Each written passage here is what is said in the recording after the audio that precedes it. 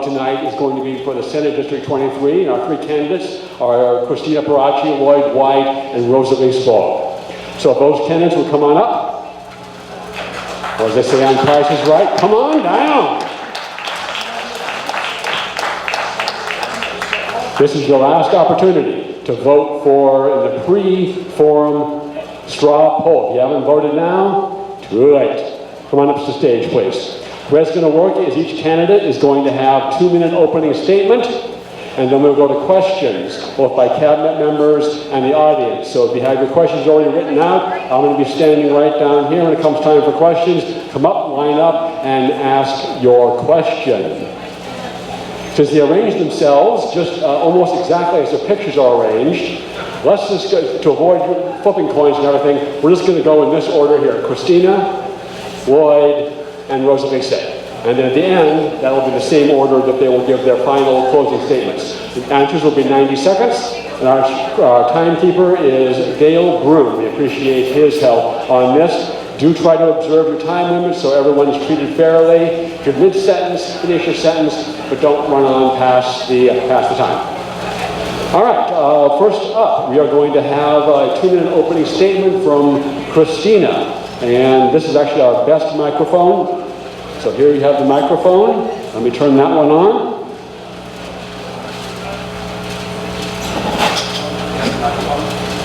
Hello. Yes.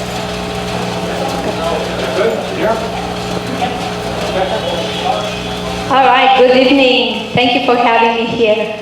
My name is Christina Puraci, and I'm running for State Senate District 23. I'm currently the president of Redlands Unified School District Board of Trustees and the president of Association of Colton Educators. I've been married for 27 years, and if you heard that little guy back there, he is my grandson, my pride and joy. More importantly, I'm a die-hard Republican, and I'm ready for conservatives to start winning in California. California is heading quickly down the path of democratic socialism, which is just a disguise for communism. Growing up in communist Romania, I have seen firsthand what a socialist government looks like. Living through communism hardened me and reinforced my, at the time, unnamed Republican values. Walking in steps with my fellow Republicans, I am a strong conservative, and I am strongly in favor of First and Second Amendment. I am not afraid to call a spade a spade. Democratic socialism is communism. California's supermajority Democratic Party has been eroding the freedoms of Americans by enacting laws in business, education, housing, and medicine that take away individual autonomy. Parents no longer have rights over the education and medical treatment of our children. We must repeal the draconian laws like the California Healthy Youth Act and Fair Education Act. Patrick Henry famously said, "Give me freedom or give me death." However, he always said, it is when the people forget God that tyrants forge their chains. I will fight for your freedom, for our freedom. Together, we can take back California because freedom is worth the fight. Thank you.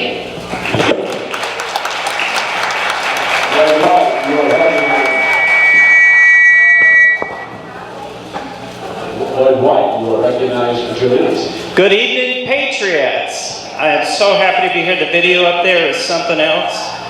It shows that it's incredible to be in a room full of hundreds of people who show their faith in God, family, and President Donald Trump. I'm happy to be here. Thank you for having me. The opportunity that you've given us tonight and yourselves, please take advantage of it. We are running in a district that is one of the last Republican districts. And it's something that's important that we hold this one. If you lose this one, you're going to lose.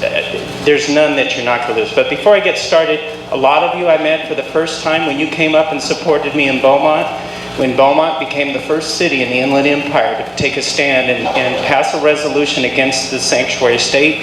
That was a resolution that I drafted, and I met a lot of you people up there. I'm hoping that after the end of tonight that you'll come back and support me and help me take back this, keep this district. Tonight is an opportunity to listen to all the candidates. One thing you need to be sure of, we all pretty much agree, or we're very similar on our issues, but that's not good enough. So when someone up here gives you their opinion or gives you their position, and then one of the other candidates say, well, I agree with that, that's not enough. You need to know why they agree with that. You need to hold us to telling you what our issues are, telling you where we stand, and I think it's important. This group here will do more for any one of us than a number of top maxed out donors can do for us. The number of people out here that will walk the streets for us, that will help us win, that's what we're here for tonight, and that's why I hope that you'll end up supporting me. Thank you.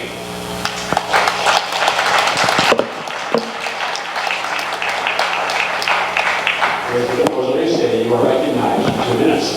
Thank you. Good evening, everyone. My name is, I'll start with my name, Rosalicie Ochoa Bogh. It is a mouthful, and I understand that, so I thought I'd just start with that right off the bat. It is a pleasure to be here tonight, and by the way, thanks for the music. I got all revved up. You're my kind of person. Lloyd is right. We are going to be running for a district that right now is a purple seat. We're going to have to throw everything into the game in order to make sure that we keep this a red seat. And we're going to be, as Lloyd said, we are going to be talking about the issues pretty much on the same level. We pretty much believe in the same things. But you're going to have to look at the person that's going to be able to be the best person to deliver the message. And in order to do that, you have to look at someone who's vested in this community. Give you a little bit of background. Our family has been vested in this community. My grandparents came here in the 60s. My husband's side of the family came in the 30s. We are vested in the Inland Empire. We love this country. We love our families. We love God. We're hoping that these values will carry through to the majority of the population in the district, which are conservative, by the way. We just haven't been able to reach them. And I am willing and will be able to go to neighborhoods that we haven't reached out to. Demographics that do not necessarily vote Republican, but I know at heart are conservative. Because they're family oriented, they're entrepreneurial in spirit, they believe in the dignity of life, and are pro-life. So help me help you retain this seat and bring the values back that are all American to those who do not yet know that are Republican, but are at heart. Thank you.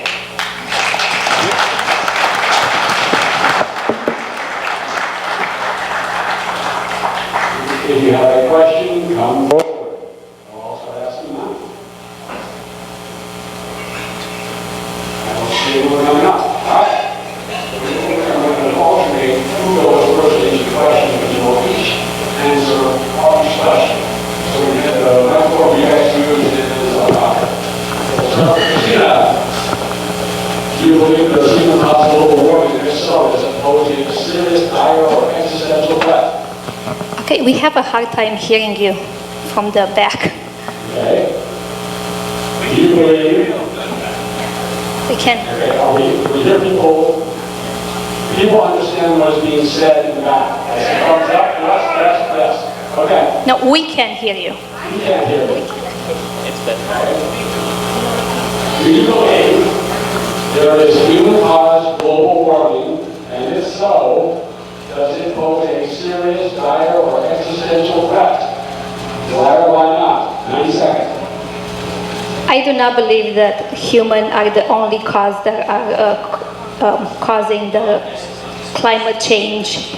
I'm a Christian, so I believe in God, so I know that times in the Bible it talks about different things that have been changing throughout the many years. So I don't believe that it's just the human. Thank you.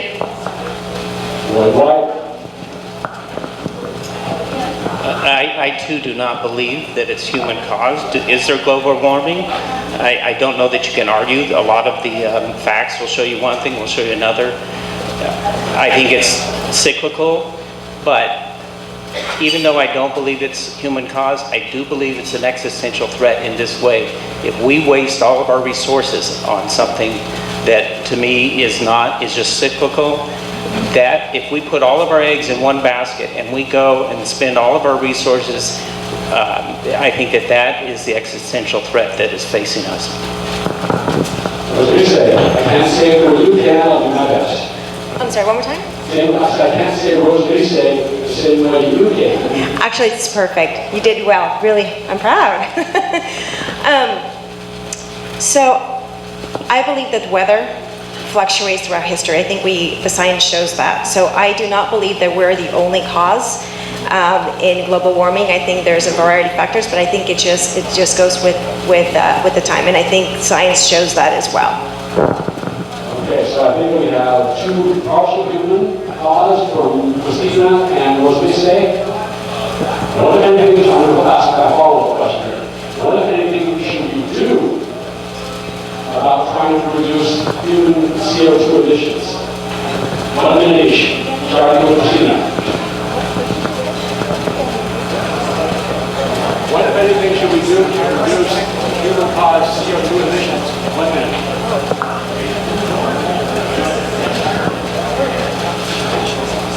I do think we have to have some things in place. I mean, we live in Southern California, and when I came here in '92, there were days that we could not go and exercise outside. And with a little bit of restriction, our air is a little bit better. So can human make it worse? Yes. I experienced that when I was a child, the Chernobyl nuclear explosion, and it was negative impact on my health and many people that were at the time close by. So can human make it worse? Yes. Do you mind repeating it real quick? What if anything should we do to reduce human CO2 emissions? Okay, if you've grown up in California like I have, in the 70s, I would come up here. I grew up in Escondido. I would come up here to San Bernardino, and by 2 or 3 hours after being up here, I could hardly breathe. We cleaned up the air in California, and it's something that we need to continue to focus on, not because it's global warming, but because it's important and it's the thing that we need to do. California, in some cases, fortunately, some cases, unfortunately, lead the rest of the country and even the world in a lot of issues. Where we're not leading the world is if we accept that this global warming hoax is going to continue to go through, we should be taking the lead on developing the kinds of technology and exporting the technology. China is the only one who's really building electric buses. I think doing electric buses, doing things like that to bring jobs and manufacturing to California and to lead the world in developing technology, which is what we already do. I work for one of the world leading technology companies, ESRI, here in Redlands, and I think we should lead the country and the world in solving the air emission issues. I think we're well on our way into improving our emissions. I had the privilege to meet with the trucking industry just recently, and they were very much advocates of promoting technology that actually produces a cleaner exhaust fumes from the trucks. So I think we're well on our way to do that, but what we have to have a lot of caution is that we don't do it in a way that inhibits the ability to provide for themselves. It was really disheartening to visit with the trucking industry and see that many of these companies that own fleets of trucks were trying to be proactive in buying these efficient trucks. And 3 years later or 5 years later, they're expected to swap them over into a different type of trucks because they don't meet the quality of air that they're expected to have. So in my opinion is that we're well in our way to do that. We just have to be very cautious that we don't do it in a way that prohibits the ability for people to provide for themselves.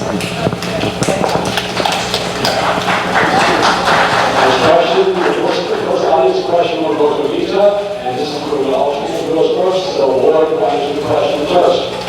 Lisa. I agree with your resolution.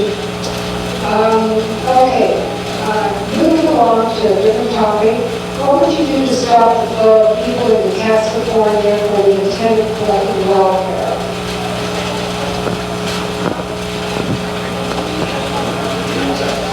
Yeah, can you ask that again, please? Yeah, the question is, what should we do to reduce the flow of people into California to collect welfare? We need to make them earn what they're getting here. I think part of the problem that we have is we have developed, a lot of people want to talk about our president and what he may or may not be doing right, but we have a monster in Sacramento that we really need to take care of.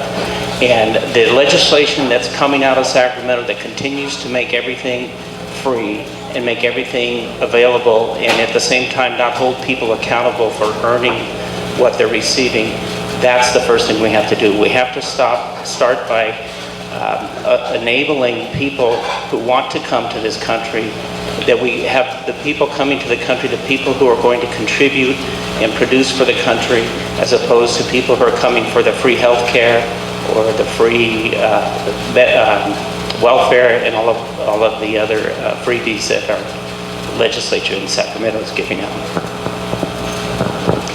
That's a really complex question, and I think it's multifaceted.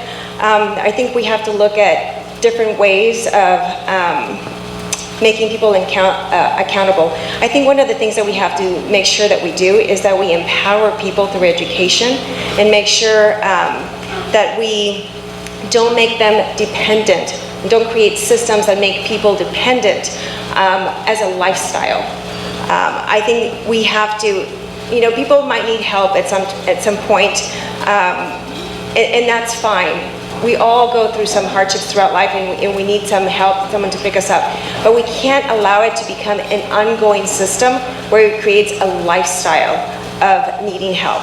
And we also have to make sure that, I'm not sure if you were referring as to where they're coming from, but also this is where we have to make sure that we have a good system of immigration as well as border security. I think that's incredibly important to have in place.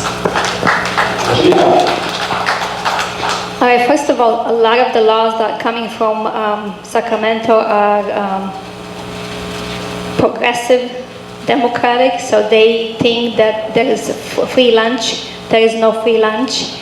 And those laws need to be changed, and the requirements to receive support for the moment, for hardship in your life, should not be accepted and promoted as a lifestyle. We need to empower the people to understand that at some point you might need help, but that's not a lifestyle. So changing the laws will be my position. Next question is Cal, and we're going to start with what we said. Cal. Thank you, Ray. With regard to just custom water to California farmers who save game and fish. The solution has always been to bypass the Sacramento River with water pipeline. Since 1960, this was promised. It has been tried, but it keeps saying it's not going to work. So when we get the water back on, that's a lot of water, turn it off. Get that? See, those are working ways. He's asking about behind the tunnel in the Sacramento Delta to outflow the water to the south to Southern California. They're promised for a long time. Hasn't happened. Maybe more broadly, he asked, when are we going to get the water turned back on?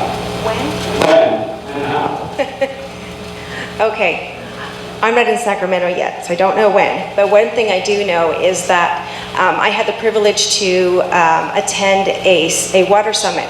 It was called the California-Israel Water Summit. That was about 3 or 4 years ago. It was fascinating because one of the things that they noted was that as Californians, we always put the environment before humans. They said, we do not have a water problem. We have an infrastructure problem. So one of the things that I am promoting and hoping and running for is the fact that we have to make sure that we use our resources to make sure that we create the infrastructure needed so that we can have that water retained within California and be able to have that facilitate it to our different neighborhoods in our cities.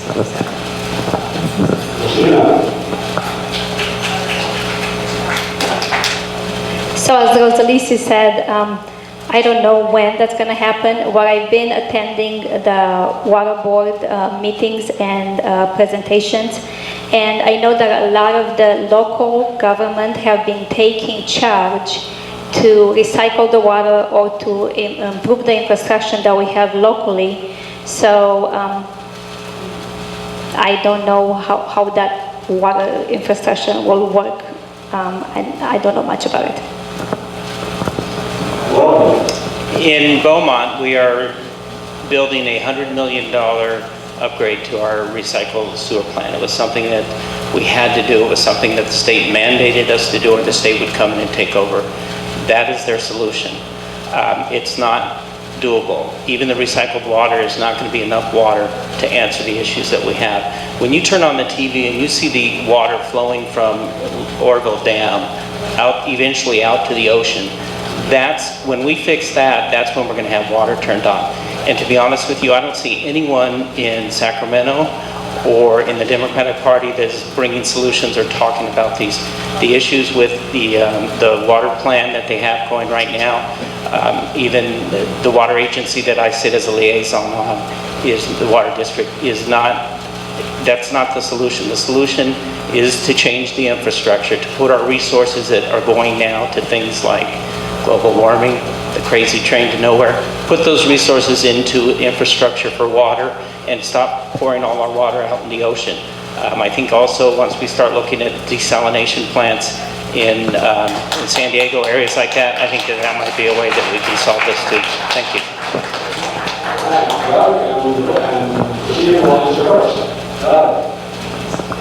Welfare question aside, it's been said that immigration is the most important issue because it's the one that determines the outcome of all the other issues. We know that public opinion polls show that the majority of Americans are in favor of limiting or cutting legal immigration as well as cutting illegal immigration. What do you think about this? And do you have any plans to limit the influx of foreign nationals in our country, legally or illegally? We know that 80% of them vote Democrat, 80% of their children vote Democrat.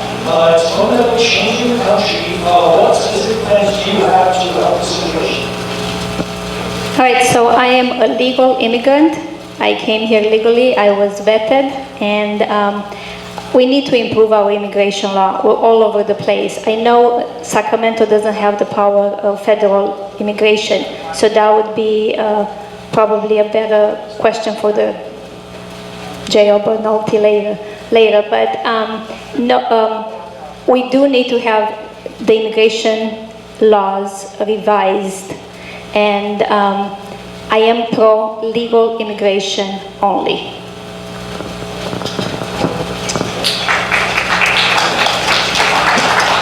California right now has a 2.1 person replacement issue right now. In other words, we are only replacing, we're standing still at where we're at. The influx of illegal immigration is going to change that, has changed that. We do need, because of that 2.1, in order for our state to continue to grow and to pay the pensions that we are on the hook for, as well as for our retirements, we've got to find a way to get legal immigration to work. And again, I think the important thing is I get sick and tired of watching Donald Trump go out for the last 2 or 3 years and talk about how he wants to do something about immigration. And the Democrats, all they want to do is talk about subpoenas and impeachment.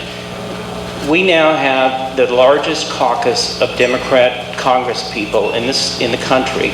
We have the leader of the House. We have the chairmen of many of the major committees. Why aren't they calling out Donald Trump and saying, look, we'll call your bluff. We'll find a way to solve the solution. We'll find a way to address the asylum issue. But they're not doing it, and they're not doing it because they don't want to do it. Because in California, the immigrants that are coming in here that are kept illegal by things like sanctuary state, by the Democratic Party, who's deciding that we want these people to be dependent on us so that they're going to continue to vote for us. As Republicans, what we need to do is we need to show them that we are going to build a state here that's going to encourage production and encourage responsible people, and those are the things that we need to do.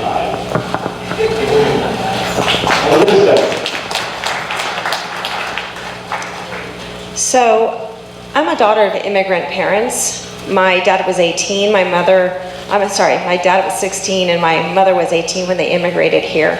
My grandfather came here through the Bracero program in the 60s. I am grateful to have been born in this country. Every day, I'm filled with gratitude with the fact that I was able to be born here as well as be married and raise my family here. Patriotic. Proud of my heritage, but proud to be an American. Immigration, federal issue, question for our Assemblymember J.O. Bernaldi, and I hope, but I do know that based on personal experiences that the immigration laws are not effective. They need to be revamped and they need to be reworked. Having said that, I am pro legal immigration. I think that's important. We need to know who's in our country. We don't live in a world where everybody has goodwill, and I think all of us know that. We're not that naive. And so in order to protect the sovereignty of this country, to protect the safety and the well-being of our own citizens, we have to make sure that we have border security and that we know who enters our country.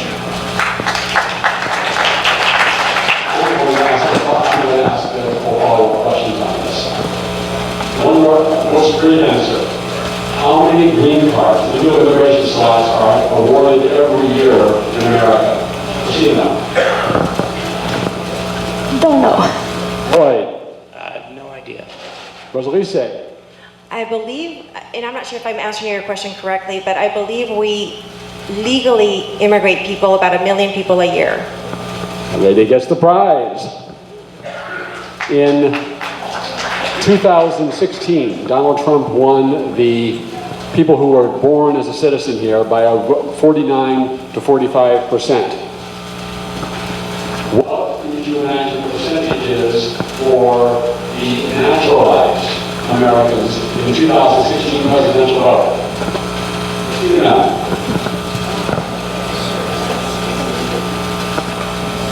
Approximately what percentage of the naturalized citizen vote if Hillary Clinton get, about what percentage did Donald Trump get?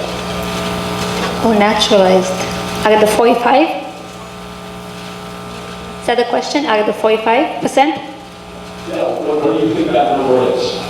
I would say 27%. For Donald Trump? Yes. Okay, Lloyd?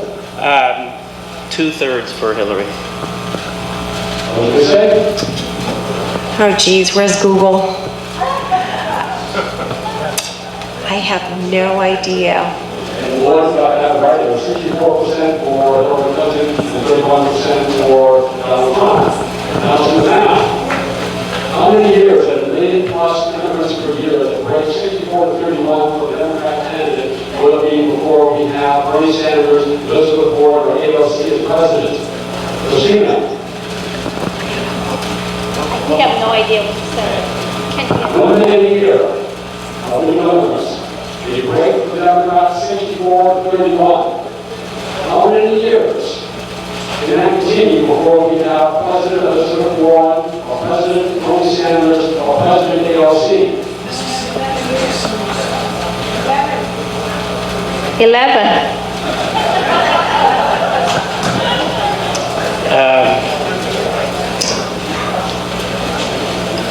Hopefully never.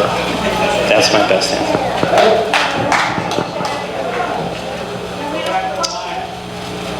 I'm sorry?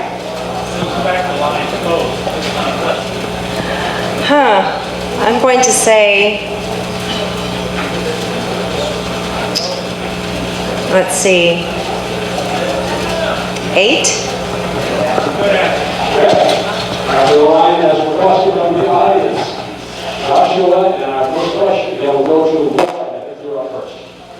What is the answer? The answer is, there is no answer, but it means it is inevitable that the AOC or the Republican president will continue to program on people immigration. AOC is the only one who lived long enough for that. Not if we deliver the message in the right way. All right, Joshua, question. What is being done to stop the United Nations and the Democrat-controlled House of Representatives from pushing through the United States and Mexico-Canada Association Charter? Because if that, they're voting on it this week or next week, and if that pushes through, nothing we do matters, especially if Trump loses next year. Oh, and by the way, Canada and Mexico will have veto rights over how we use our electricity and water. I think he's asking about the revised trade deal we're now to the U.S. MCA, some combination of those like that. We're not paying the border countries. So these Your are, jurisdiction doesn't have any opinion. yes, these, very good. These are not in our jurisdiction. But I don't know when it's going to get done, and I don't know what the UN's doing about it, but I know that the Democrat Party is doing everything they can to stop it, not because it's a good or a bad thing, but because they want to make Trump look bad. But I don't have an answer for you. I'm going to say the same thing. I don't have an answer. Same thing, I don't have the answer for that. Next gentleman. Thank you.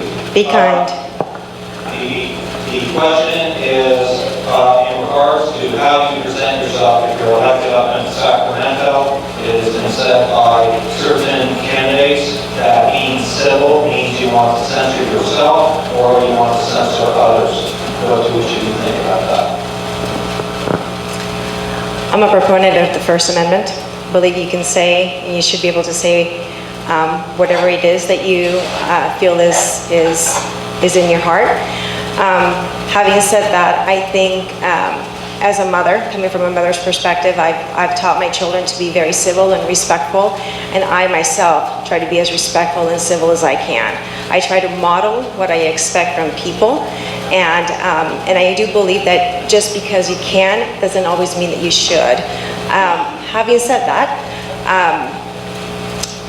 I think everyone has the right to express their opinion,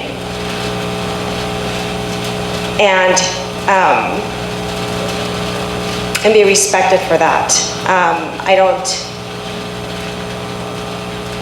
I believe in civility, and as an elected, I believe that we have a responsibility to model an elevated pattern of behavior as well as behavior of speech, perhaps, to say. And that's coming from a mother's perspective, because I want my children to be able to go into the world and be amicable with people that they may disagree with. And there are plenty of people that I disagree with, and that's a right to believe and act as they may, as long as it doesn't infringe in my pursuit of life, liberty, and happiness.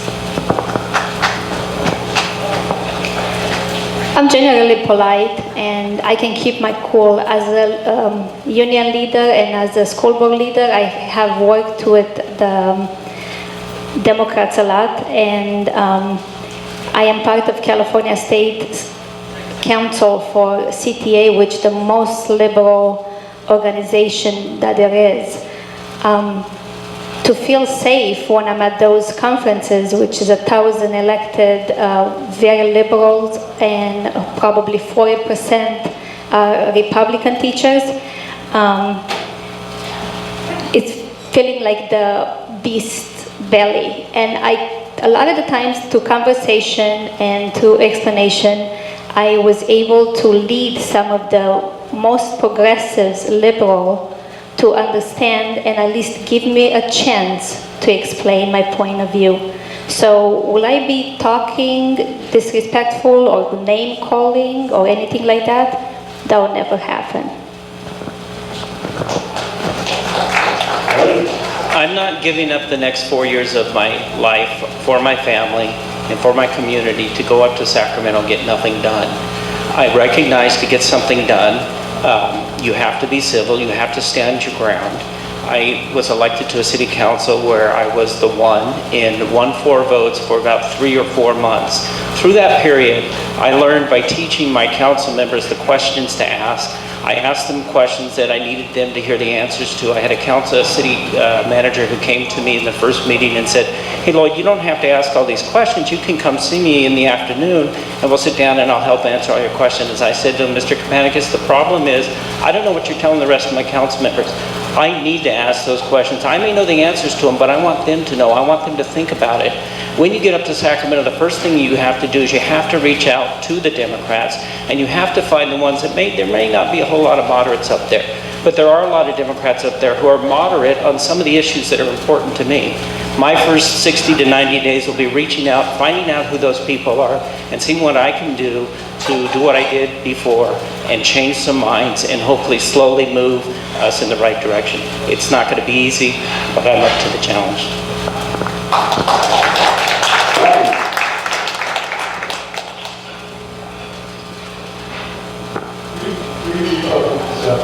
The California GOP is in trouble.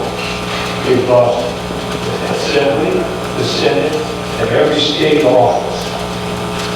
GOP is a problem in California. And my question is, would you support the reform of the California GOP to increase the number of delegates to at least 3,600 like the Democrats have, and 1,283 currently is what we have? And from my experience as a delegate, the California GOP does not represent the grassroots, conservative organizations, and Republicans in this state. They lean more toward the money difference. The California GOP needs reform. And I'd like all three of you, how will you support the reform? Will you push for the reform? And that's my question.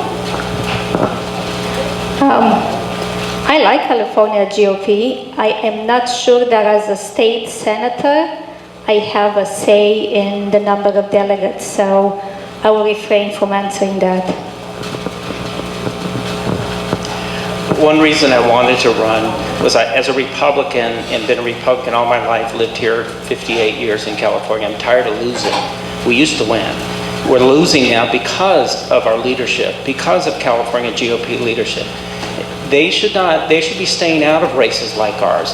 This should be a race that's determined by the primary voters. This should be a race where we get the one candidate who has the support of at least the Republican voters in our district. To answer your question, yes, I think we need to reform the party. If you compare the number of delegates that the Democratic Party does or the Republican Party in Texas has, we are slowly underrepresented. You know, people ask us, why aren't we going to do ballot harvesting? Well, we're not going to do ballot harvesting, and even if we tried, I think it would be a waste of money, because how many Republicans are going to hand over their ballot to somebody? I never would. What we need to do is we need to get out the vote, and we get out the vote by getting a grassroots effort. And you get a grassroots effort going by getting people who feel like they're involved, giving them a chance to make decisions in the party, direction the party goes, and bringing up a number of doubling, tripling the delegates. I don't see how that could hurt. It just gets more people involved. It gets more people feel like they're having a say in what direction we're going as a state and as a party. But yes, we do need reform in the California GOP. Thank you.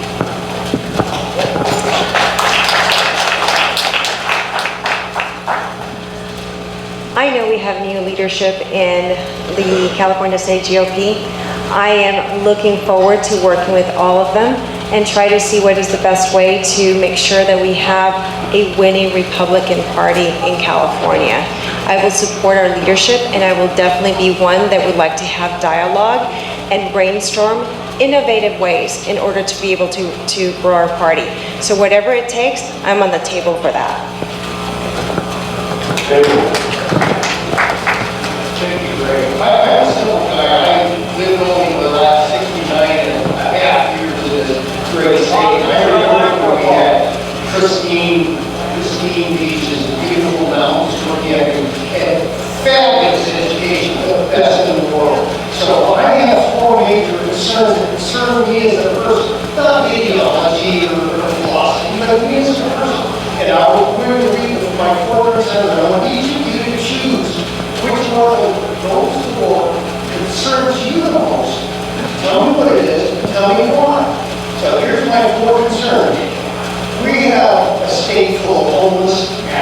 mentally ill, convicted felons, causing a complete and total destruction, decreasing our social order. That needs to be fixed. And being pathologically out-thirsty doesn't seem to work. Loving these guys doesn't do a lot. Number two, our school systems fail to teach our students very well at all. When I was teaching at the university, I found out that over half of the students had to take remedial math and remedial English. That's horrible. And we also don't teach about capitalism and America's great history. Number three, excessive high gas and electricity prices driven by this crazy focus on environmentalism. That doesn't do any good. The environmental damage to windmills is at least that or more so gas controlled generating and it's far more expensive. So that's an issue. And number four is how is it that we have a sanctuary state and we release murderers, rapists, and all kinds of vile, evil people into our communities? So all we had to do is pick up the telephone, call our brethren in the federal government and say, hey, get rid of these guys. So we got four issues. I want to hear which one is most important to you and why. Well, it's amazing how much you can get onto a whole S6 car. Where was the 2-minute time limit on him? Do I get 2 minutes for each one of those 4 issues? Okay, my most important, our future are our kids, and I think, and our grandchildren. I don't have grandchildren yet, but I think the most important issue to me is the schools. But I'm not going to work on that. And I'm not going to work on that because I'm a pragmatist. And I know that the CTA has such a strong hold on our schools, and I'm only getting 4 years to do this. I think the issue that we need to address is an issue that will resonate on both sides of the aisle. And I think our crime and I think that the first and the fourth are sort of connected. The crime and the homelessness. I think we need to restructure our sentencing laws again. And this is, I talked about earlier about getting out the vote. There's going to be an initiative on the 2020 that is going to do what it can to start to mitigate some of the problems that came from Prop 47. Prop 47 is the one that is allowing people to get out early. I think the sentencing guidelines that we have now give judges one choice. When someone comes before them, the judge says to them, either you can get out. It used to be you do a year or you go to rehab. Now it's like you do a couple days or you go to rehab. If you do a couple days, you're back out on the street and get your drugs again. So I think that the one issue, and I think the other side is finally starting to realize that this is changing the character and the quality of our lives in California. And I think it's an issue that we can reach out to, and I think it's an issue that we can run on. And I think if we promote that initiative, we're going to get the vote out for Republicans.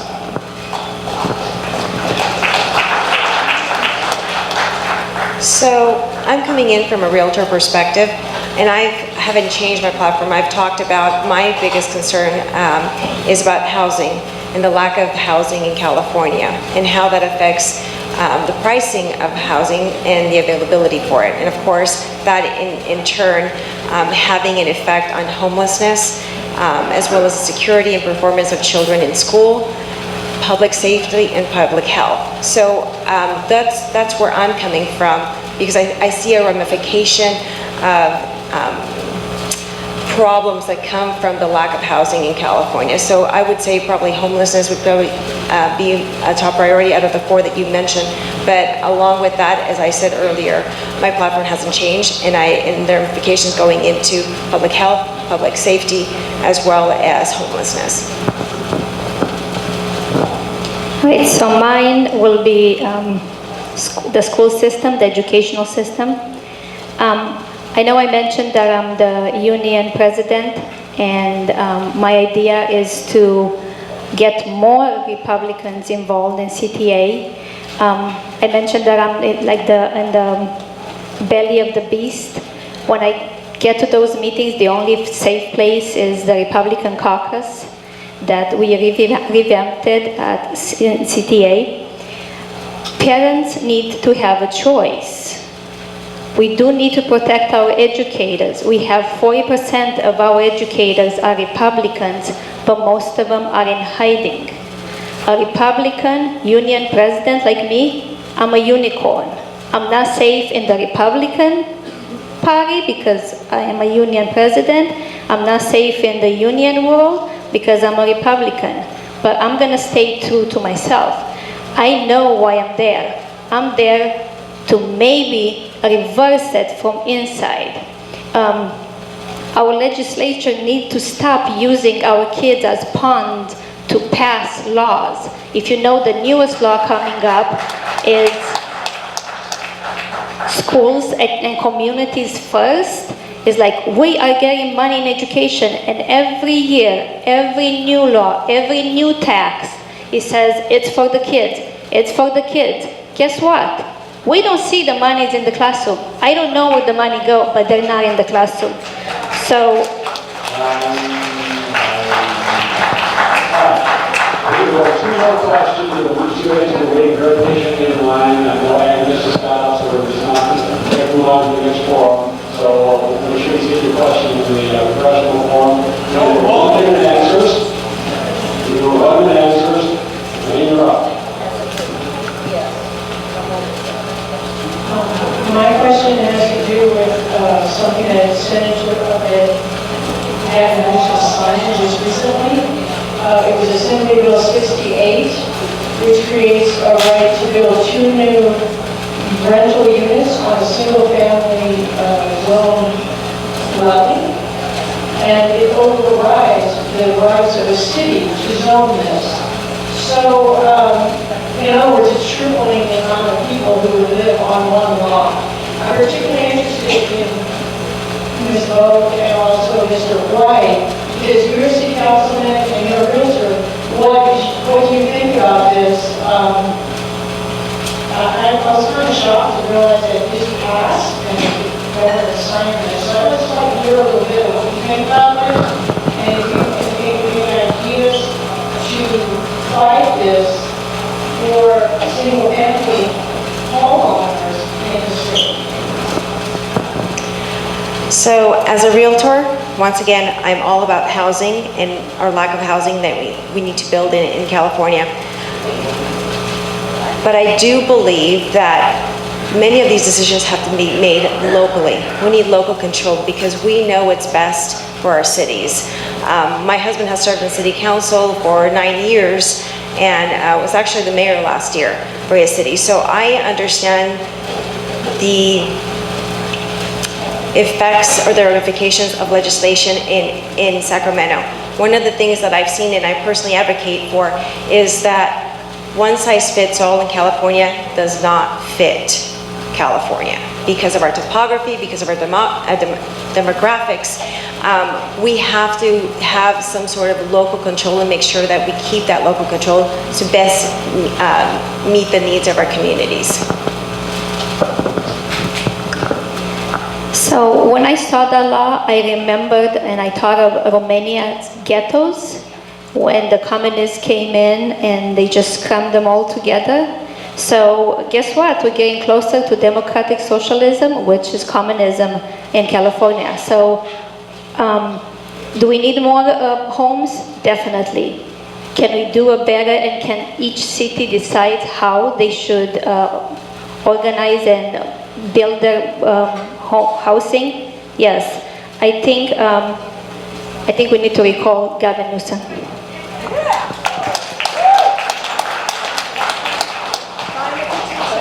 AB 68 is a disaster for our communities. If you own a property and you're a landlord of a rental property and you're earning rent, you can go and add 2 more pieces of structures to your property. The city cannot determine whether or not there's extra parking. The city cannot determine setbacks. We can't decide how you can build it. What's going to happen is proven leadership, and I've shown proven leadership. Tuesday night, this issue came up in council. I brought it up at the end of council. We have a point where we can ask for future agenda items, and I think the city of Beaumont is going to try and take the lead on this under my direction. I'm hoping. I do have other council members that have to go along with it, but we've instructed our city attorney to come back in a closed session so that we can discuss if there's litigation that we can pass or push through our city. They have tried to take control over, not tried, they have taken control over a lot of our decisions. This was a step too far, and I'm hoping that the other council members on Beaumont, and I hope you all come up for that signing as well. Thank you. Before we have our last question, hopefully it's going to be a good one. Lloyd, you have expressed your support of school choice. That question hasn't come up, so we're going to have to say yes or no. Cristina, do you support school choice as described earlier? I do. I've been involved in it, and I would like to read more of what's coming. What do you say? I do support school choice. Parents know best. Last question, make it a good one. This is my first meeting. I've been trying to figure out how I would like to be involved. And what I see as an overriding problem is I see a lot of conservative beliefs all over the place, but somehow those folks seem to be suppressed. So, personally, I'm looking into working on little ballot harvesting and voter suppression and a lot of those types of things, gerrymandering. What I would like to know is what can you do at state level? I mean, I realize there's groups. So I realize there's groups working on it, they're trying to get involved in it, but what can you guys do? Because I know it's out there, everyone wants to talk about it. It's kind of like the Redlands sketch it's happening, but no one's refusing the other side, right? Election integrity. Election integrity. What can you do? What do you want to do?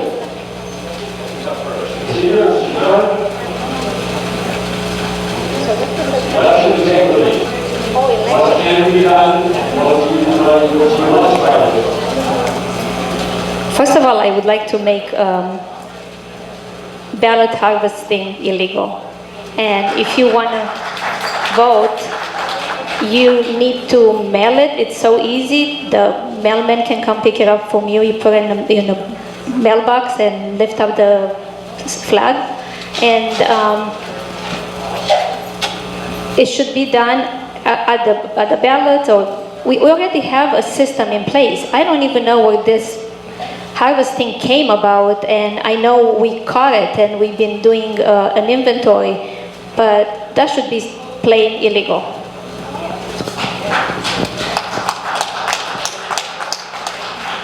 What we have to do is we have to beat the Democrats at their own game. The reason ballot harvesting came out is because they recognized that Republicans were getting out and voting more on their own. And again, as I talked before, ballot harvesting is not going to work for Republicans.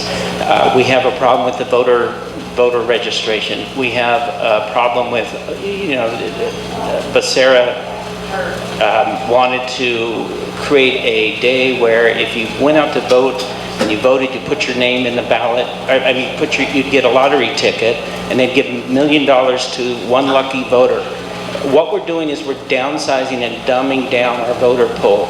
The only way we're going to change this, the only way we're going to fix this is to start electing Republicans. And Republicans are not leaving the state, they're leaving the party because they felt left behind. So we need to get out, and we're going to do it through grassroots, and we're going to do it through knocking on doors. I'm the only one up here who's knocked on doors to run for office, and I've done it 3 times now for a total of probably about 5,000, 6,000 homes. That's what it's going to take, and that's where you guys can help us. Thanks. One more time, the question was? Election integrity, what do you want to try to do about it? Okay. So imagine my surprise when I went to go vote first time in Yucaipa, and I took out my wallet, and they I said I forgot my wallet. I didn't have my wallet with me. And so I was trying to take it out, but I didn't have it with me. And I said, I'm so sorry, I did not bring my license with me. I'll be back. And she says, you don't need your license, your ID. And I thought, you don't need your ID to vote? And I was completely surprised by it. One of the things that we have to do is we have to bring and highlight what is going on to people that are not necessarily engaged. We're engaged here. We know what's going on, and we have to carry that voice and enlighten people on what is really going on, because if people understand the importance of the integrity of voting, and we make it so that they understand the consequences of not knowing or not being, not having that integrity in the vote. We will suffer, but it's educating and highlighting people and getting people engaged. I'm sure lots of questions over here waiting in line. Lloyd is not technical issues, we are running behind schedule.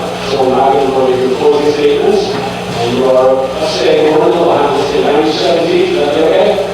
Christina, you're up. You're recognized for 90 seconds.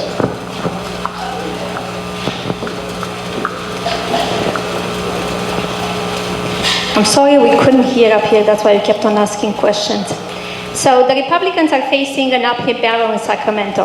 Unless we have the power of persuasion on our side, 11 to 29 will never get anything done.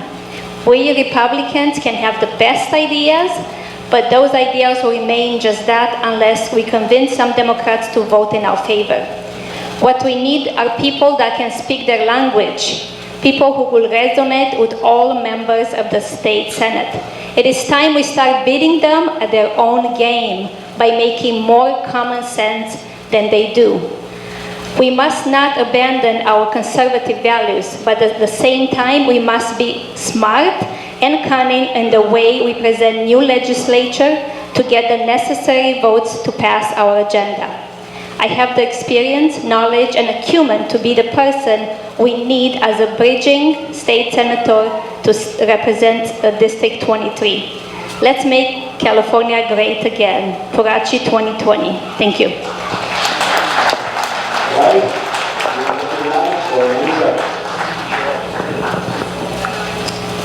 As I said before, this is a very important district, and we're going to win it by working harder than anyone else. The Democrats that we're up against, very formidable. The Democrats are coming after this seat hard because it's an open seat.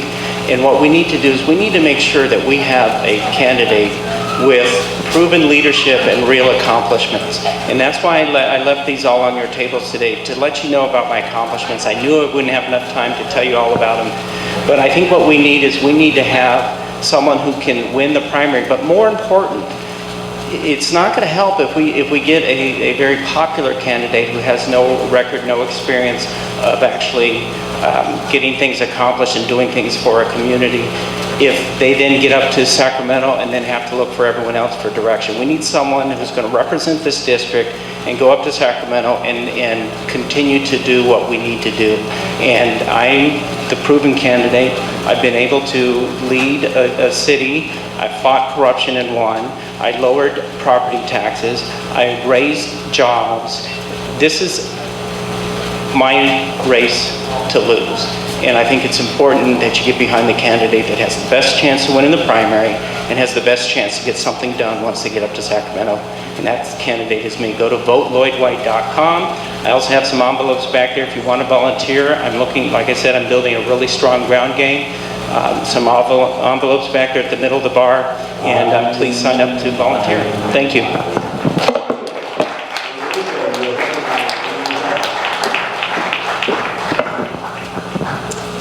As a realtor that has been working in San Bernardino County for the past 16 years, I've been able to be part of so many people reaching the milestone of becoming homeowners, which embodies the American dream for so many.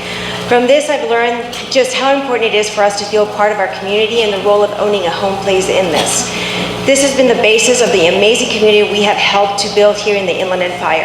Unfortunately, this dream has gotten more difficult to achieve as irresponsible regulations limit the ability of builders to provide housing options, leading to a crisis that cascades into other problems such as affordability, quality of life, education, increases in homelessness, public health, public safety, and the economic impact on businesses. As a representative in Sacramento have passed further and further left regulations, we have started to see level of homelessness in cities throughout districts that previously would have not been unimaginable. This is not only affecting those suffering from homelessness, but also small business owners who are struggling to attract customers due to their high number of transients and encampments surrounding their businesses. Our families do not feel safe. As Republicans, we know the answer to these problems is not through higher taxes, more regulations, and government-funded programs.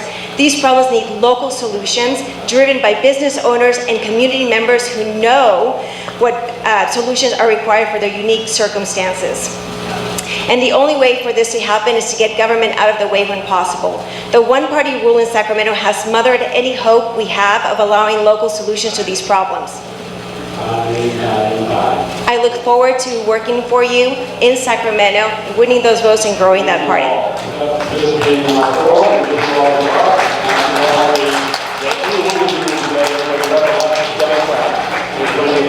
November of 20. Thank you. All right.